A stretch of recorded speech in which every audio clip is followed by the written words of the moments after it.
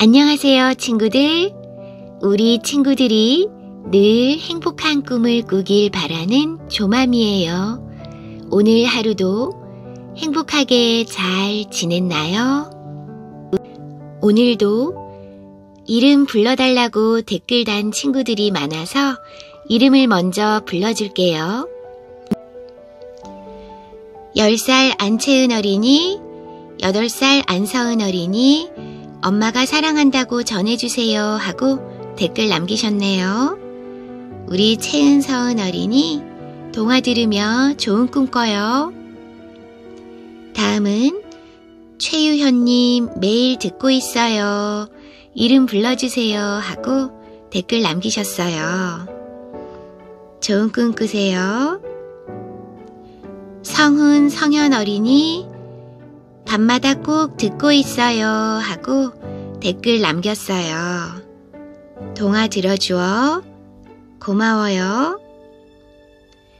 11살 지원 어린이 목소리랑 음악이 너무 좋아요 하고 댓글 남겨주었어요. 좋은 꿈 꿔요. 다음은 하준이 올해 초등학교 가요. 준우도 6살이에요. 늘 재미있게 들어요 하고 남겨주었어요. 하준이 입학을 축하해요. 그리고 우리 준우도 동화 들으며 좋은 꿈 꿔요. 이제 5학년이 된다고 하네요. 다현 어린이, 그리고 우리 다현 어린이가 앵무새를 기른다고 해요. 다현 어린이와 앵무새 건강하게 잘 지내요. 다음은 이예림 어린이 이름 불러주세요 하고 댓글 남겼어요. 동화 들으며 좋은 꿈 꿔요. 7살 황채아 어린이 날마다 자기 전에 들어요 하고 댓글 남겨주셨네요. 황채아 어린이 동화 들으며 행복한 꿈 꿔요. 그리고 7살 안혜성 어린이, 4살 안혜인 어린이 조맘 없으면 잠을 못 자요 하고 댓글 남겨주셨어요. 동화 들어주어 고마워요. 10살 이하린 어린이 3학년이 되었어요 하고 댓글 남겨주었어요. 축하해요. 동화 들어주어 고마워요. 다음은 이진하 어린이 동화 들으며 예쁜 꿈 꿔요. 이번엔 서영 어린이 3월 15일이 생일이에요 하고 댓글 남겨주었어요. 생일 미리 축하해요. 이번엔 영진님이 이름 불러주세요 하고 댓글 남겨주셨어요. 동화 들어주셔서 감사해요. 제주도에 사는 9살 김태응 어린이 동화 재미있게 들어주어 고마워요. 좋은 꿈 꿔요. 다음은 임라희 임태호 어린이 매일매일 동화 들어주어 고마워요. 행복한 꿈 꿔요. 이름을 부르진 않았지만 그 외에도 많은 응원의 댓글을 남겨주신 분들 정말 감사합니다. 자, 그럼 우리 이제 재미있는 이야기 들으며 행복한 꿈나라로 떠나 볼게요. 눈을 꼭 감고 이야기 소리에 귀를 기울여 주세요.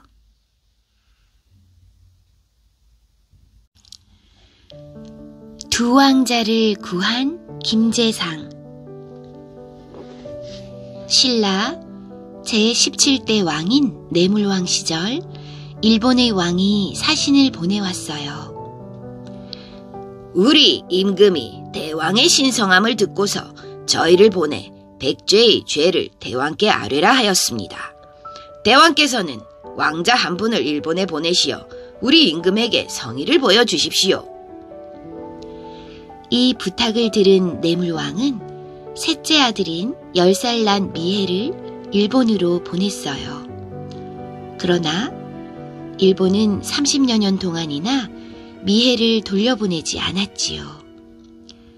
그 사이 내물왕은 세상을 떠나고 실성왕 시대를 거쳐 내물왕의 큰아들 눌지왕이 왕이 되었지요. 이번에는 고구려의 장수왕이 사신을 보내왔어요. 우리 임금이 대왕의 아후 보혜의 지혜가 매우 뛰어나다는 것을 전해 듣고 친하게 지내기를 바라고 있습니다. 보혜를 잠시 고구려로 보내주십시오.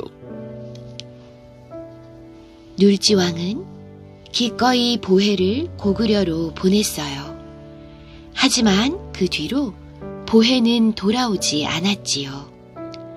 눌지왕은 자나깨나 두 아우의 생각에 눈물이 마를 날이 없었어요.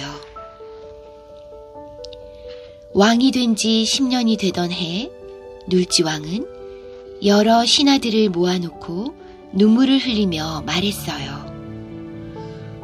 이웃나라에 붙잡혀 있는 두 아우를 만날 수 있다면 너무나 기쁘겠소. 누가 내 소원을 이루어줄 수 있겠소. 여러 신하들이 허리를 숙이며 한꺼번에 말했어요. 지혜와 용맹이 있는 삼라군 태수 김재상이 마땅히 이 일을 이루어낼 사람입니다. 왕은 곧 김재상을 불러들였어요. 비록 재주는 없지만 명을 받들겠습니다. 눌지왕은 김재상에게 술 한 잔을 내려주었어요. 김재상은 변장을 하고 고구려로 들어가 몰래 보혜를 만났지요. 왕자님, 오는 5월 15일 남몰래 고성 바닷가로 나오십시오. 신라로 모셔가겠습니다. 보혜는 며칠 동안 집안에 틀어박혀 지내다가 약속한 날 밤중에 몰래 도망쳐서 고성 바닷가에 다다랐어요. 뒤늦게 이 사실을 안 고구려 장수왕은 곧 군사들을 보내 보혜를 뒤쫓았지요. 하지만 군사들은 늘 시중 들던 사람들에게 친절을 베풀었던 보혜를 기억하고 있었어요. 그래서 일부러 화살촉을 뽑고 활을 쏘았답니다. 덕분에 보혜는 무사히 신라로 돌아왔어요. 보혜를 만난 눌지왕은 한편으로는 기쁘고 한편으로는 더욱 슬픔이 깊어졌어요. 보혜가 돌아왔지만 미혜가 없으니 마치 한쪽 팔만 있고 얼굴에 한쪽 눈만 있는 것 같구나. 비록 하나는 얻었지만 하나가 없으니 어찌 슬프지 않으랴. 이 말을 들은 김재상은 다시 길을 떠났어요. 일본에 도착한 김재상은 왕에게 거짓말을 했어요. 신라의 임금이 아무 죄도 없는 제 가족을 죽인 까닭에 도망을 왔습니다. 일본 왕은 이 말을 철석같이 믿고 김재상에게 집을 내주어 편안히 살게 해주었지요. 김재상은 날마다 미혜와 함께 바닷가로 나가서 물고기와 새를 잡아 일본 왕에게 바쳤어요. 일본 왕은 김재상을 조금도 의심하지 않았지요. 바다에 안개가 자욱한 어느 날이었어요. 왕자님, 어서 신라를 향해 출발하십시오. 함께 달아나도록 합시다. 안 됩니다. 신은 이곳에 남아서 일본 사람들이 왕자님의 뒤를 쫓지 못하도록 시간을 벌겠습니다. 어서 떠나십시오. 미혜가 떠난 다음 날 김재상은 미혜의 시중을 들러온 사람에게 말했어요. 미혜 왕자가 사냥하다 다쳐서 일어나지 못하오. 저녁 때가 되자 시중이 이상하게 생각하여 다시 물었어요. 미혜 왕자님이 많이 아프십니까? 제가 한번 봐야겠습니다. 그제야 김재상은 바른 대로 말해주었어요. 미혜 왕자는 벌써 신라로 돌아갔소. 시중이 허둥지둥 일본 왕에게 달려갔어요. 곧 군사들이 미해를 뒤쫓았지만 허탕을 치고 말았지요. 화가 잔뜩 난 일본 왕은 김제상을 잡아들였어요. 너는 어찌하여 미해를 돌려보냈느냐? 나는 신라의 신하로서 신라 임금의 소원을 들어준 것뿐이요. 뭐라고? 너는 이미 내 신하라고 하지 않았느냐? 내가 만일 끝까지 신라의 신하라고 우긴다면 5가지 형벌로 다스릴 것이다. 만일 내 신하라고 하면 큰 상을 내릴 것이다. 신라의 개나 돼지가 될지언정 일본의 신하가 되기는 싫소. 신라에서 벌을 받을지라도 일본에서 상을 받지는 않겠소. 일본 왕은 잔뜩 독이 올라서 김제상의 발바닥 가죽을 벗기고 갈대밭을 걷게 했어요. 너는 어느 나라의 신하냐? 신라의 신하다. 이번에는 불에 벌겋게 달군 철판 위를 걷게 한 뒤 물었어요. 너는 어느 나라의 신하냐? 신라의 신하다. 모진 고통을 주어도 김제상의 대답은 한결같았지요. 아무리 해도 김제상을 굴복시킬 수 없다는 것을 깨달은 일본 왕은 김제상을 화형시키고 말았답니다.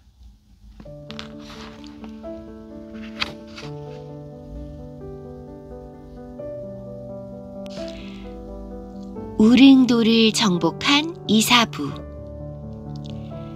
신라의 아슬라주에서 배로 이틀 걸리는 동쪽 바다 한복판에 우릉도라는 섬이 있었어요. 지금의 울릉도이지요.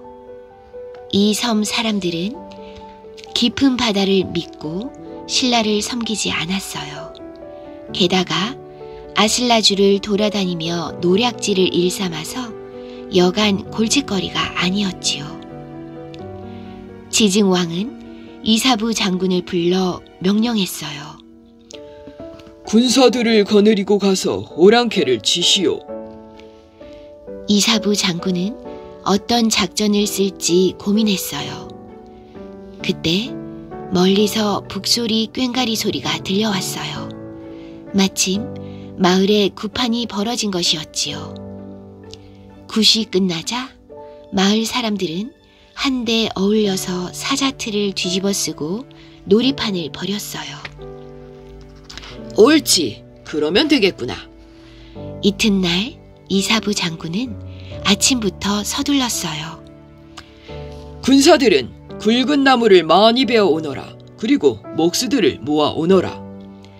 군사들은 사방으로 퍼져나가 굵고 실한 나무를 골라 베어왔어요. 이사부 장군은 목수들에게 말했지요. 저 나무들을 다듬어서 속이 빈 커다란 사자를 여러 마리 만들어라. 그러고는 백성들에게도 명령을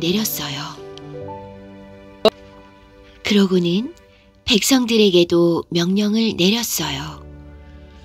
짐승이란 짐승은 모조리 잡아다가 가죽을 벗겨라. 그게 어렵거든 털이라도 깎아 모아라. 목수들이 달려들어 나무를 자르고 못질을 해서 커다란 나무 사자를 여러 마리 만들었지요. 거기에 백성들이 모아온 가죽을 붙이고 긴 털은 따로 골라 갈기를 만들어 붙였어요. 그러고는 배에 나무 사자를 한 마리씩 나누어 싣고 군사들을 그 속에 숨긴 뒤 울릉도로 떠났어요. 울릉도 사람들은 아슬라주 군사들이 몰려오는 걸 미리 알고 기다리고 있었지요. 지금 당장 항복하여 우리나라 백성이 되어라. 울릉도 사람들은 꿈쩍도 하지 않았어요. 너희들이 지금 당장 항복하지 않으면 무시무시한 짐승을 풀어서 모두 밟아 죽이겠다. 이사부 장군이 한쪽 팔을 휘둘러서 신호를 보내자 배에 있던 군사들이 나무 사자를 덮고 있던 천을 모두 걷었어요. 때를 맞추어 나무 사자 속에 숨어있던 군사들이 어흥, 어흐흥 한 목소리로 커다란 소리를 냈지요. 생전 처음 커다란 사자를 본 우릉도 사람들은 깜짝 놀라 뒤로 나자빠졌어요. 무서운 괴물이다. 제발 우리를 살려주십시오. 항복입니다. 제발 사나운 괴물을 풀어놓지 마십시오. 우릉도 사람들은 벌벌 떨면서 항복했어요. 이사부 장군의 지혜로 우릉도를 신라의 땅으로 삼을 수 있었답니다.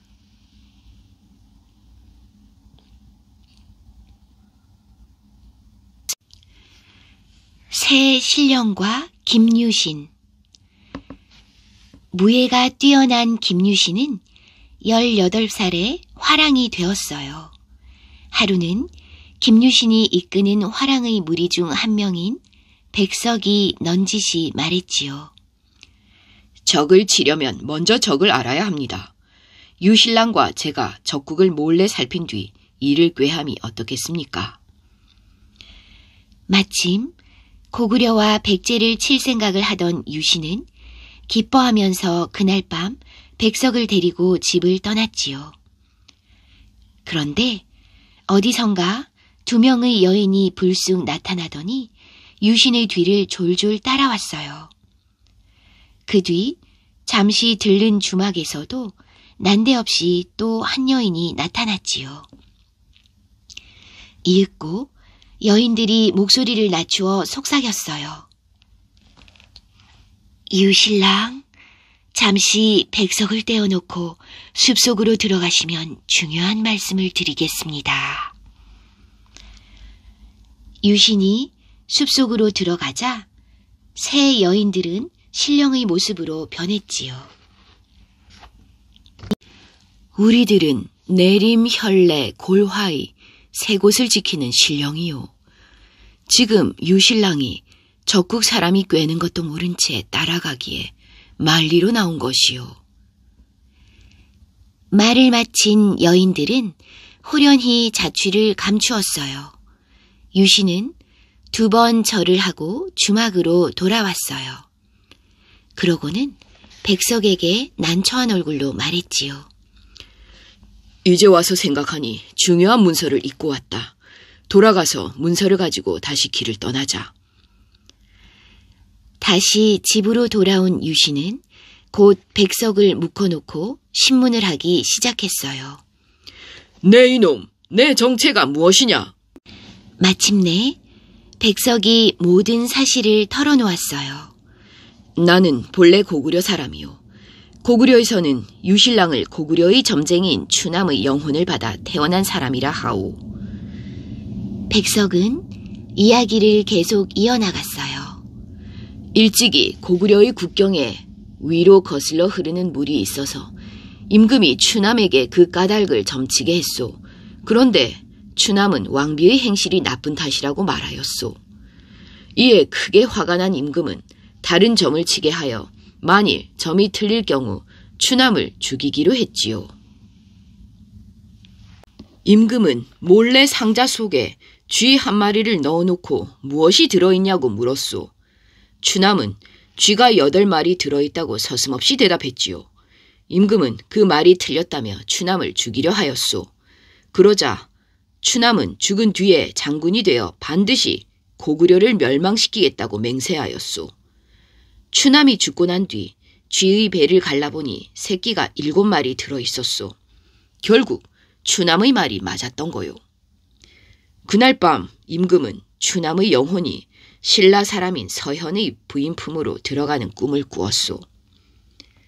그러자 신하들은 추남이 서현의 아들로 태어나 고구려를 멸망시킬 거라 했소. 그래서 나를 보내 서현의 아들인 유신랑을 죽이려 한 것이요. 유신은 곧 백석을 처형했어요. 그런 다음 정성껏 음식을 만들어 새 신령에게 제사를 지내면서 삼국 통일의 뜻을 더욱 굳게 다짐하였답니다.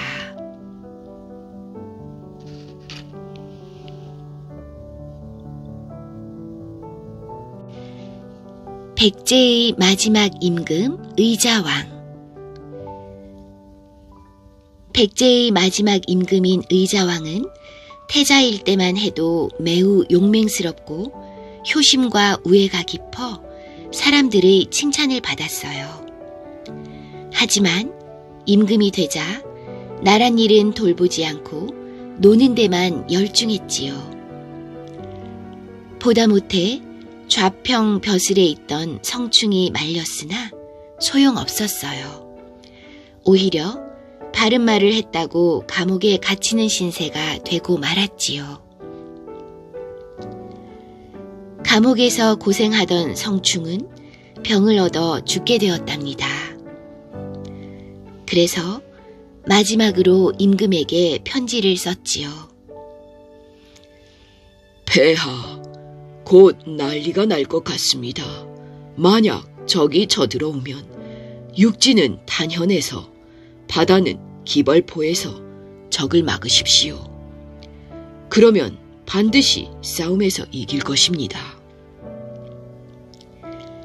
하지만 의자왕은 콧웃음만 쳤어요. 성충이 감옥에서 죽고 난 뒤 백제에는 이상한 일들이 연이어 일어났지요. 오희사라는 절에서는 붉은 말이 나타나 밤낮으로 돌아다니는가 하면 흰 여우떼가 대궐로 뛰어들었어요. 강둑에서는 큰 물고기가 나와 죽었는데 이상하게도 이 물고기를 먹은 사람도 모조리 죽는 게 아니겠어요? 또 회나무가 사람처럼 울고 밤이면 대궐에서 귀신이 울부짖었어요. 도성의 우물물이 온통 시뻘겋게 피처럼 바뀌었고 개구리 수만 마리가 나무 위로 몰려들어 사람들을 놀라게 했지요.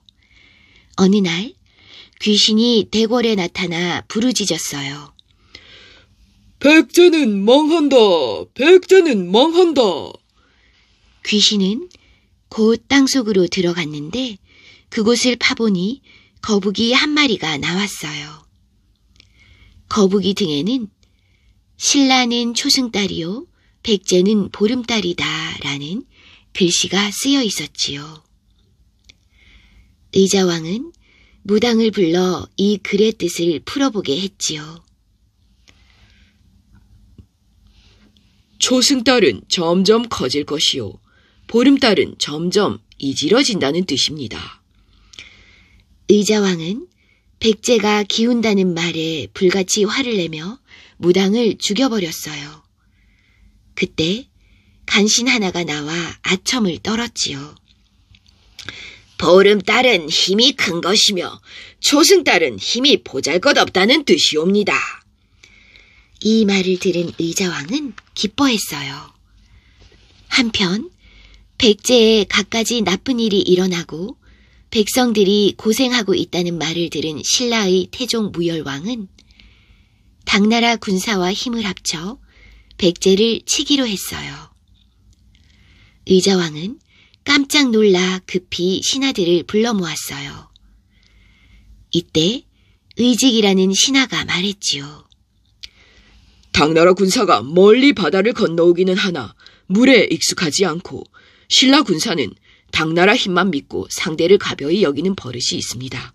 그러니 먼저 당나라 군사를 바다에서 쳐부수면 신라군도 꼼짝하지 못할 것입니다. 그러나 영상이라는 신하의 생각은 달랐어요. 안 됩니다. 당나라 군사는 먼 길을 왔기 때문에 단번에 싸워 이기려 할 겁니다. 그러니 당장 싸워서 이기기는 힘듭니다. 하지만 신라군은 우리에게 여러 번 진 적이 있어 우리 군사들을 보기만 해도 겁을 내 흩어져 버릴 것입니다. 그러니 먼저 신라군을 쳐부수고 당나라 군사가 지칠 때를 기다렸다가 공격해야 합니다.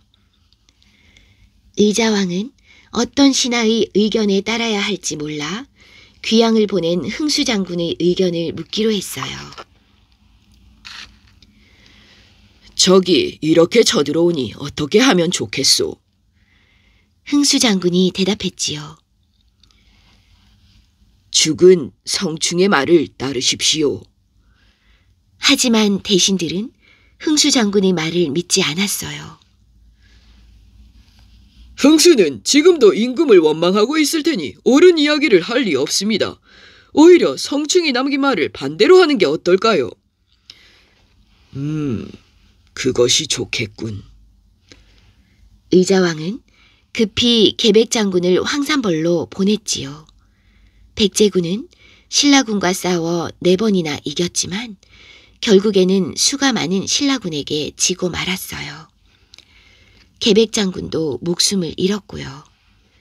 드디어 당나라와 신라의 연합군이 백제 궁궐 근처에 도달했어요. 그제야 의자왕은 크게 후회했답니다. 성충의 말을 듣지 않아 이런 꼴이 되었구나.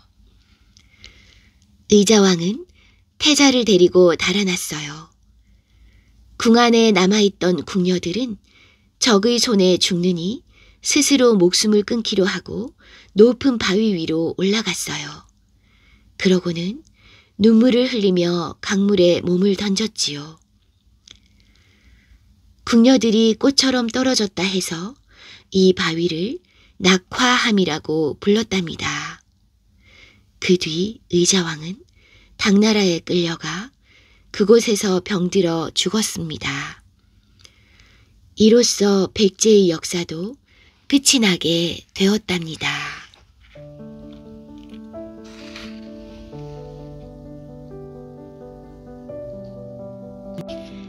여우를 잡은 겉하지.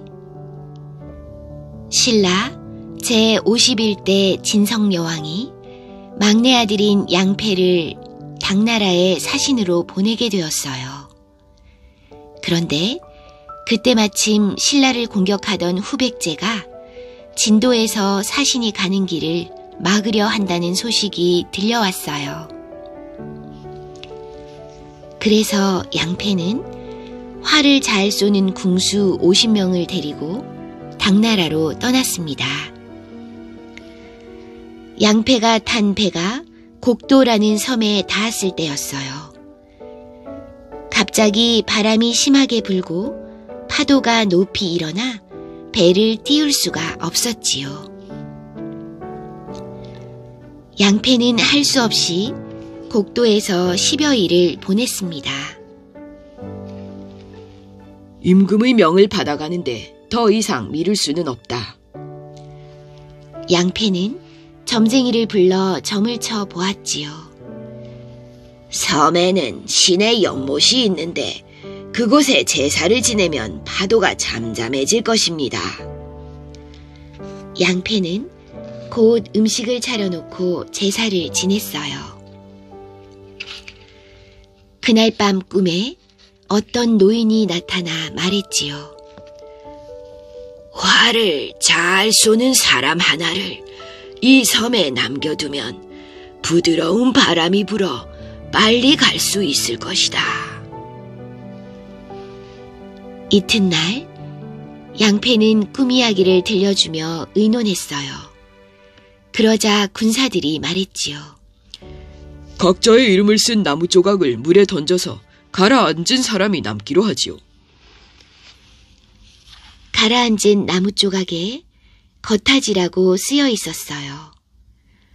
섬에 겉하지를 남겨놓자 거짓말처럼 부드러운 바람이 불어서 배가 쏜살같이 나아갔어요. 홀로 섬에 남은 겉하지는 걱정에 쌓였지요. 그때 연못 속에서 웬 노인이 나타나 말했어요. 나는 서쪽 바다의 신이요. 잠시 뒤 해가 뜰 무렵 이상한 중 하나가 나타나 주문을 외울 것이요. 그러면 우리 부부와 아이가 물 위로 떠오르게 되는데 그 틈에 그 중이 우리의 간을 뽑아 먹는다오. 이제 우리 부부와 딸 하나밖에 남지 않았소. 그러니 활을 쏘아 그 중을 죽여주시오. 알겠습니다. 걱정하지 마십시오. 노인은 고맙다고 인사를 하고는 사라졌어요. 겉하지는 나무 뒤에 몸을 숨기고 기다렸어요. 이튿날 동쪽에서 해가 떠오르자 과연 중이 나타나 주문을 외우기 시작했어요. 그러자 늙은 용이 물에서 떠올랐어요. 중이 그 용의 간을 빼려고 하는 순간 거타지는 있는 힘을 다해 활을 쏘았지요. 탁! 화살은 중의 가슴에 정확히 꽂혔어요. 거타지가 달려가 확인해 보니 중은 어느새 늙은 여우로 변해 죽어 있었어요. 어제의 노인이 물속에서 나와 인사를 했지요. 공의 덕으로 목숨을 건졌으니 내 딸을 공에게 드리겠소. 아내로 삼아주시오. 평생 사랑하면서 잘 살겠습니다. 노인은 자기 딸을 꽃가지로 변하게 하여 거타지 품속에 넣어주었어요. 그러고는 용 2마리를 불러 거타지를 사신 일행에게 데려다 주게 했지요.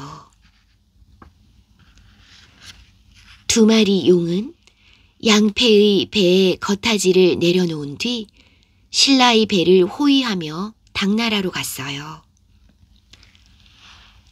당나라 사람들은 용들이 신라의 배를 호위하고 있는 것을 보고 즉시 자기네 황제에게 알렸지요. 소식을 들은 황제는 깜짝 놀랐어요. 신라의 사신은 보통 사람이 아닌가 보구나. 그러고는 잔치를 베풀어 신라 사신들을 크게 환영하고 금과 비단으로 상을 주었어요. 이렇게 해서 거타지는 무사히 신라로 돌아왔어요. 거타지가 품속에서 꽃가지를 꺼내니 꽃이 아리따운 여인으로 변했지요. 거타지는 그 여인과 혼인하여 행복하게 잘 살았답니다.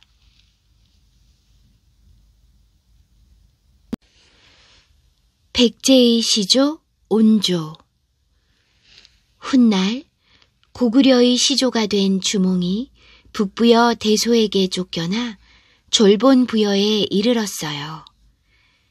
그곳 왕에게는 아들이 없이 딸만 셋 있었는데 왕은 주몽이 보통 사람이 아닌 것을 알아채고는 둘째 딸과 결혼을 시켰지요. 그 뒤 졸본 부여의 왕이 세상을 떠나자 주몽이 왕위를 이어받았어요. 주몽은 부인에게서 2 아들을 얻었는데 큰아들은 비류, 둘째 아들은 온조라 불렀어요. 그러던 어느 날 주몽이 북부여에서 낳은 아들인 유리가 주몽을 찾아왔어요. 주몽은 곧 유리를 태자로 삼았지요. 형제는 유리 태자를 두려워하여 오간, 마려 등 10명의 신하와 함께 많은 백성들을 데리고 남쪽으로 길을 떠났어요. 마침내 한 산에 도착한 형제는 높은 봉우리로 올라갔어요. 사방을 살피던 비류가 말했지요. 여기는 온통 산뿐이니 살기가 힘들 거야. 우리 바닷가로 가서 살면 어떨까? 그러자 10명의 신하가 비류를 말렸어요. 이 하남 땅은 북으로 큰 강을 끼고 동으로는 높은 산을 의지하며 남으로는 비옥한 들이 펼쳐지고 서쪽으로는 바다가 있으니 이보다 좋은 곳은 다시 얻기 어렵습니다. 여기에 도성을 정하시지요. 하지만 비류는 그 말을 듣지 않았어요. 결국 비류는 온조와 백성을 나누어 미추홀로 갔지요. 그런데 비류가 찾아간 미추홀은 땅에 습기가 많고 물이 짜서 편안하게 살 수가 없는 곳이었어요. 마실 물도 부족하고 농사도 잘 되지 않았지요. 한편 온조는 하남 위례성의 도읍을 정하고 나라 이름을 십제라고 지었어요. 기름진 땅이라 농사가 아주 잘 되어 풍요로웠지요. 어느 날 온조를 찾아온 비류는 십제 백성들이 잘 사는 모습을 보고 자기가 한 일을 부끄럽게 여기다가 그만 죽고 말았어요. 비류가 세상을 떠나자 비류를 따라 미추홀에 갔던 백성들도 모두 온조에게 돌아왔지요. 이때 백성들이 다 같이 기뻐하였다고 하여 나라 이름을 백제라고 고쳐 부르게 되었답니다.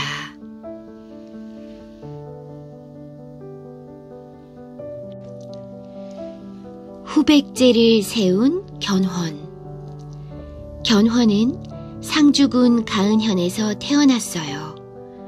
본래 성은 이씨였으나 나중에 견씨로 고쳤지요. 견훤의 아버지는 아자개라는 농사꾼이었는데 뒤에 사불성을 차지하고 장군이 되었지요. 견훤이 젖먹이었을 때의 일이었어요. 아자개가 들에서 농사일을 할 때 어머니가 밥을 가져다 주려고 아기인 견훤을 수풀 속에 뉘어놓았어요. 이때 호랑이가 나타나 견훤에게 젖을 먹였지요. 마을 사람들은 이 이야기를 듣고 입이 딱 벌어졌어요. 견훤은 커서 서남 해안가를 지키는 군인이 되었지요. 몸집이 크고 재주가 뛰어난 견훤은 언제나 앞장서서 용맹을 떨쳤어요. 그리고 큰 공을 세워 금세 장군이 되었지요. 신라 진성여왕 때 간신들이 판을 치며 나라가 무척 어지러웠고 곳곳에 도둑대가 들끓었어요. 이때 견훤도 나라를 배반하려고 군사를 모아 서라벌의 서남쪽 여러 고을을 차지했어요. 그의 세력은 날로 커져서 군사만도 5,000명이 넘었지요. 견훤은 완산주를 차지하고 스스로 임금의 자리에 올랐어요. 백제가 나라를 세운 지 600여 년 만에 신라와 당나라에 망했다. 나는 새로이 도읍을 정하고 나라를 세워 옛날 백제의 원통함을 씻겠다. 후백제를 세운 견훤의 세력은 날로 커져갔어요. 한편 철원에 터를 잡고 있던 후고구려의 궁예가 쫓겨나고 백성들의 마음을 얻은 왕건이 새로운 나라인 고려를 세웠지요. 견훤은 왕건에게 공작 부채와 커다란 화살, 푸른색 말을 선물로 보내주며 축하했어요. 하지만 몇 해 뒤 견훤은 말을 탄 병사 3,000명을 이끌고 고려의 조물성을 습격했어요. 왕건은 군사를 내어 견훤의 군대에 맞섰지요. 싸움이 쉽게 결판이 나지 않자 견훤과 왕건은 평화 조약을 맺고 왕건의 아우 왕신과 견훤의 사위 진호를 볼모로 맞바꾸었어요. 그 후 견훤은 신라를 쳐서 근품성을 빼앗은 뒤 왕건에게 도움을 요청했어요. 하지만 왕건이 미처 군사를 보내기도 전에 견훤의 군사는 신라로 쳐들어가 신라 임금 경혜왕을 죽이고 김부를 허수아비 임금으로 세웠어요. 이렇게 신라를 짓밟고 돌아가던 길에 견훤의 군사는 왕건의 군사와 마주쳐 싸움이 붙었지요. 이 싸움에서 왕건이 크게 패하여 팔공산 아래에서 김낙, 신순겸 같은 고려 장수가 죽고 왕건은 겨우 목숨을 구해 도망쳤지요. 견훤의 신하인 공직은 용맹스럽고 지혜가 뛰어난 사람이었는데 점점 폭군이 되는 견훤을 보고는 도망쳐 왕건에게로 갔지요. 화가 난 견훤은 공직의 두 아들과 딸을 잡아다가 걷지 못하게 만들어버렸어요. 그 뒤 10여 년 동안 견훤과 왕건은 끊임없이 전쟁을 벌였답니다. 마침내 고려와 후백제가 결판을 낼 날이 다가왔어요. 어느 날 견훤은 왕건이 운주에 있다는 소식을 듣고 군사들을 몰아 쳐들어갔어요. 하지만 견훤이 미처 진을 치기도 전에 고려 장군 유금필의 군사가 기습을 했어요. 이 싸움에서 견훤은 3,000명의 군사를 잃고 말았지요. 그 뒤로 견훤의 세력은 힘을 잃어갔어요. 어느 날 견훤은 아들들을 모아놓고 말했지요. 내가 후백제를 세운 지도 벌써 여러 해가 되었다. 게다가 군사는 고려보다 많고 강하다. 그런데도 고려를 이기지 못함은 하늘이 고려를 돕기 때문인가 보다. 그러니 왕건에게 항복하여 목숨을 지키는 것이 옳지 않겠느냐. 하지만 신검, 용검, 양검 세 아들은 말을 듣지 않았어요. 그러자 견훤은 10여 명의 아들 중에서 가장 예뻐하던 넷째 아들 금강에게 왕위를 물려주려고 했지요. 신검은 이를 눈치채고 반란을 일으켜 견훤을 금산에 있는 절에 가두고 스스로 임금이 되었어요. 절에 갇혀 있던 견훤은 군사들에게 술을 먹여 취하게 하고는 절을 빠져나와 왕건에게 항복했어요. 견훤은 왕건에게 좋은 대접을 받고 살다가 70의 나이에 몸에 종기가 나서 세상을 떠났답니다.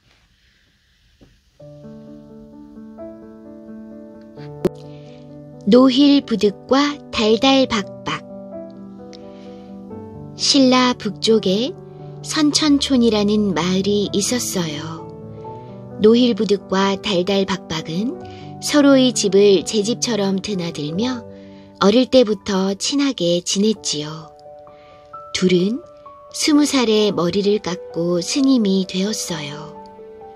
노힐부득은 양사에 머물렀고 달달박박은 유리광사에 머물렀어요.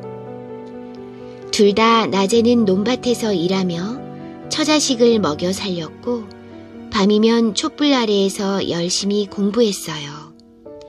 어느 날 노힐부득과 달달박박은 오래 생각해온 속마음을 털어놓았어요. 기름진 땅에 먹을 게 많아도 저절로 따뜻하고 배부른 것만 못해. 아내와 집이 있어 즐겁다 해도 부처님 계신 데서 논이는 것만 못하지. 맞다네. 깨달음을 얻으면 누구나 부처가 될 수 있다고 했어. 우리도 하루빨리 인간 세상에서 벗어나 진리를 깨우치는 게 어떨까? 둘은 머지않아 깊은 산속으로 들어가 불교 공부에만 매달리자고 약속했어요. 며칠 뒤 노힐부득과 달달박박은 신기한 꿈을 꾸었지요. 부처님의 이마에서 나온 빛이 서쪽에서부터 훤히 비치더니 그 빛 속에서 부처님의 금빛 팔이 스르르 내려와 두 사람의 이마를 쓰다듬는 꿈이었어요. 부처님이 우리 결심을 더욱 굳게 해주셨어. 두 사람은 당장 백월산으로 들어갔지요. 노힐부득은 백월산 남한 물가에 돌무더기를 척척 쌓아 집을 지었어요. 그러고는 눈이 오고 찬비가 들이쳐도 오로지 염주를 굴리며 미래의 세상 사람을 구하러 온다는 미륵부처를 섬겼지요. 달달박박은 널빤지를 얼기설기 덧대어 집을 짓고는 중얼중얼 불경을 외며 모든 이들을 극락세계로 이끌어 간다는 아미타 부처를 섬겼어요. 그렇게 3년이 훌쩍 지나 석가탄신일이 되었지요. 어둑어둑 해질 무렵 20살쯤 된 아리따운 여인이 달달박박의 판잣집으로 찾아왔어요. 해가 저물어 산은 어둑어둑한데 길은 멀고 마을은 아득합니다. 오늘 이 암자에 하룻밤 묵어가려 하오니 자비로운 스님 놓여 마십시오. 절은 조용히 공부하는 곳이요. 여인이 머물 만한 곳이 아니니 다른 데로 가시오. 그러자 여인은 노일부득이 공부하는 남함으로 발길을 돌렸어요. 노일부득은 여인을 보고 깜짝 놀랐어요. 아니, 젊은 여인이 한밤중에 어디서 오셨습니까? 그지없이 고요하여 넓은 우주와 내가 한 몸인데 가는 것은 무엇이고 또 오는 것은 무엇이겠습니까? 여인은 뜻모를 대답을 하고는 하룻밤 재워달라고 청했어요. 여기는 여자가 있을 곳이 못되지만 중생을 돕는 것 또한 부처님의 뜻이겠지요. 어찌 밤 깊은 산속에서 나가라 하겠소. 노일부득은 문을 활짝 열어 여인을 맞아들였어요. 노일부득은 여인을 안으로 들이고 희미한 불빛 아래 벽을 바라보고 앉아 가만 연부를 했지요. 밤이 이슥해지자 여인이 다급하게 불렀어요. 불행하게도 곧 아기를 낳을 것 같아요. 노일부득은 여인을 가엾게 여겨 촛불을 은은하게 밝히고 깨끗한 집자리를 깔아주었어요. 여인은 아이를 낳고 나서 부탁했어요. 저 혼자서는 몸을 씻을 수가 없으니 스님께서 좀 도와주세요. 이번에도 노일부득은 여인을 불쌍히 여겨 나무통에 따뜻한 물을 가득 채워놓고 여인을 씻겨주었어요. 그랬더니 통에서의 향기가 물씬 피어오르며 물이 온통 급빛으로 변하는 것이 아니겠어요? 스님께서도 이 물에 목욕을 하시지요. 노일부득은 마지못해 통 속으로 들어가 목욕을 했지요. 그러자 정신이 말할 수 없이 맑아지더니 노일부득의 온몸이 금빛으로 환하게 빛났어요. 나는 관음보살인데 큰 깨달음을 얻게 하러 왔노라. 관음보살은 노일부득을 연꽃무늬가 새겨진 연화대에 앉게 하더니 온데간데 없이 사라져 버렸어요. 한편 달달박박은 노일부득을 찾아왔어요. 그랬더니 노일부득은 놀랍게도 금빛 미륵부처가 되어 환한 빛을 내뿜으며 앉아있는 게 아니겠어요? 달달박박은 노일부득의 이야기를 듣고는 털썩 엎드렸어요. 내가 마음에 가리는 게 많아 관음보살을 만나고도 그만 알아채지 못했다네. 자네가 먼저 뜻을 이루었으니 함께 공부한 나를 잊지 말게나. 노일부득은 선선히 말했어요.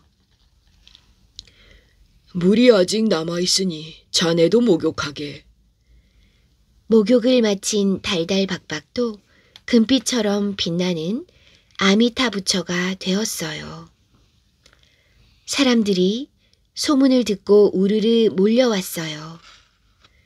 미륵 부처님과 아미타 부처님은 백성들이 알기 쉽게 불법을 알려주고는 구름에 휩싸여 하늘로 훨훨 올라갔지요.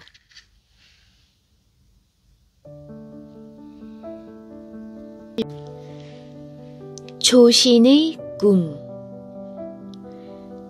신라의 절 세규사는 농장을 갖고 있어서 조신이라는 스님을 보내 농장을 돌보도록 했어요. 조신은 소매를 둘둘 걷어붙이고는 일꾼들과 함께 넓은 농장을 부지런히 잘 보살폈지요. 그러던 어느 날 조신은 농장을 찾아온 태수 김흔의 딸을 보고는 그만 한눈에 반했어요. 아, 김씨 아가씨와 혼인할 수 있다면 더 이상 바랄 게 없으련만. 조신은 매일 낙산사에 가서 빌고 또 빌었어요. 관음보살님 소원입니다. 제발 김씨 아가씨와 혼인하게 해주십시오. 조신이 발이 닳도록 낙산사를 드나들며 남몰래 끙끙 애태우는 사이 몇 년이 훌쩍 지나갔어요. 어느 날 김씨 아가씨가 결혼한다는 소식이 조신의 귀에 들려오고야 말았지요. 온 마음을 바쳐 그토록 애타게 빌었는데 어찌 제 소원을 들어주지 않으십니까? 조신은 해가 저물도록 슬피 울다가 지쳐 관음보살 앞에 엎드린 채 까무룩 잠이 들었어요. 그때 닫혀있던 낙산사 불당문이 스르르 열리더니 뜻밖에도 그토록 그리워하던 김씨 아가씨가 사뿐히 들어서는 게 아니겠어요? 스님, 언젠가 잠깐 뵌 뒤 잠시도 잊은 적이 없습니다. 부모님의 말씀을 어기기 어려워서 억지로 다른 사람과 혼인을 했습니다만 이제 스님과 부부가 되려고 이렇게 찾아왔습니다. 아가씨는 마음을 다잡은 듯 또박또박 말했어요. 조씨는 당장 일을 그만두고 김씨 아가씨와 함께 고향으로 돌아갔어요. 가진 돈이 없어서 흙벽만 세운 움막을 짓고 살아도 조신 부부는 마냥 행복했어요.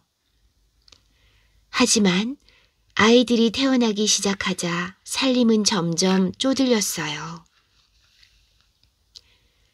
다섯째 아이가 태어나자 나물죽도 먹기 어려워졌지요.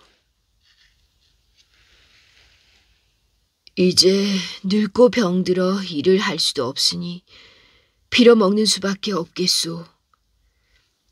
결국 가족들은 거지가 되어 떠돌아다니게 되었어요. 조신 가족이 줄임배를 움켜쥔 채 해현령 고갯길을 허덕허덕 올라갈 때였지요. 다리를 질질 끌며 비틀비틀 걷던 큰아들이 갑자기 푹 꼬꾸라지더니 정신을 잃었어요. 아이고, 얘야, 정신 좀 차려라. 결국 15살이 된 큰아들은 영영 눈을 감고 말았지요. 조씨는 길가에 큰아들을 묻어주고는 엉엉 목을 놓아 울었어요. 조신 부부는 더 이상 걸어다닐 힘도 없었지요. 우곡현에 얼기설기 움집을 엮어놓고는 아이들이 나서서 밥을 얻으러 다녀야 했어요. 며칠이 지난 어느 날 밥 얻으러 나갔던 막내딸이 개에게 다리를 물려 돌아왔어요. 조신 부부는 목 놓아 울었지요. 한참 울던 부인이 눈물을 닦더니 말을 꺼냈어요. 처음 당신을 만났을 때 저는 젊고 얼굴도 아름다웠으며 옷차림도 깨끗했습니다. 같이 산 지 50년인데 우리 둘 다 늙고 병들어 아이들이 굶주려도 어찌할 수 없게 되었습니다. 부부가 될 때 기뻤던 마음이 지금은 근심 걱정으로 덮어버렸습니다. 이렇게 함께 고생하느니 차라리 헤어져 서로 그리워하는 게 더 나을 듯 합니다. 부부가 아이를 둘씩 나누어 데리고 헤어지는 순간 조씨는 퍼뜩 잠에서 깨어났어요. 하룻밤 꿈이 어찌나 고달프고 괴로웠던지 조신의 머리털은 모두 하얗게 새어 있었어요. 조신은 여인과 혼인하고픈 욕심이 싹 사라졌지요. 낙산사에서 마음을 다 비운 조신은 꿈에서 큰아들이 죽은 해연령을 지나게 되었어요. 큰아들을 묻었던 자리를 파보았더니 놀랍게도 돌미륵이 나왔지요. 조씨는 흙 묻은 미륵보살을 정성껏 씻어 근처 절에 모셨답니다.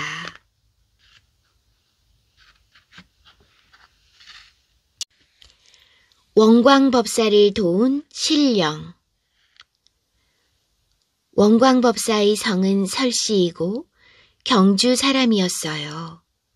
원광이 경주의 삼기산에서 돌을 닦고 있는데 어떤 중이 이웃의 절을 짓고 들어왔어요. 이 중은 성격이 사납고 주술을 무척 좋아했지요. 어느 날 밤 원광이 열심히 불경을 외고 있는데 문득 신령이 나타나 말했어요. 당신은 수행을 잘하십니다. 허나 당신 이웃에 있는 중은 주술을 배운다면서 소리만 시끄럽소. 그 소리 때문에 내 마음이 어지러워서 방해가 되니 그 중을 멀리 떠나보내 주시오. 그렇지 않으면 내가 그를 죽이게 될 것입니다. 이튿날 원광법사는 그 중을 찾아가 일렀어요. 어젯밤 신령님이 나타나 당신이 다른 곳으로 옮기게 해달라고 부탁했습니다. 그 말을 어기면 반드시 큰 불행이 닥칠 것입니다. 중이 비웃으면서 대답했지요. 도를 아는 스님이 어찌 여우의 말을 듣습니까? 중은 고집을 부리고 법사의 말을 듣지 않았어요. 그날 밤 신령이 다시 원광법사를 찾아왔어요. 법사는 내가 하는 일을 잠자코 구경만 하세요. 신령이 돌아간 뒤 한밤중에 갑자기 벼락치는 소리가 쾅쾅 울렸어요. 이튿날 원광법사가 이웃에 있는 절에 가보았더니 산이 무너지고 절은 흙 속에 파묻혀 있었지요. 그날 밤 신령이 다시 찾아왔어요. 나는 나이가 3000살에 가깝고 주술도 으뜸입니다. 법사가 이 산에서 수행하는 것은 법사를 위해서는 좋을 것이나 남을 위해서는 아무런 덕도 쌓지 못합니다. 그러니 중국에 가서 불법을 배워 이 나라의 중생을 구제하도록 하십시오. 신령은 중국에 갈 수 있는 방법을 법사에게 일러주었어요. 법사는 그 말에 따라 중국으로 건너갔지요. 그리고 11년 동안 머물면서 불교를 배우고 유교의 학문까지 배웠지요. 원광법사는 다시 신라로 돌아와 신령을 찾았어요. 소승이 신령의 참모습을 볼 수 있겠습니까? 신령이 가만히 고개를 끄덕였어요. 내일 아침에 동쪽 하늘 끝을 바라보십시오. 이튿날 아침 동쪽 하늘에는 큰 팔뚝이 하늘을 뚫을 듯이 뻗어 올라 있었어요. 그날 밤 신령이 말했어요. 내 팔뚝을 보셨소? 네, 보았습니다. 너무 신기하더군요. 비록 몸이 있어도 세상의 법칙은 벗어날 수 없습니다. 곧 내 몸을 버리게 될 것입니다. 법사는 오셔서 내 혼이 떠나는 것을 봐주십시오. 원광 법사는 신령과 약속한 날에 그 장소로 나갔어요. 그곳에는 까맣고 반들반들 윤이 나는 늙은 여우 한 마리가 있었지요. 원광 법사가 다가가자 여우는 몇 번 헐떡거리더니 원광 법사의 눈앞에서 죽어버렸어요. 원광 법사를 도와주었던 신령이 바로 3000년을 살아온 여우였던 것이었지요. 그 뒤 원광 법사는 신라의 임금과 백성들의 존경을 받는 스님이 되었답니다.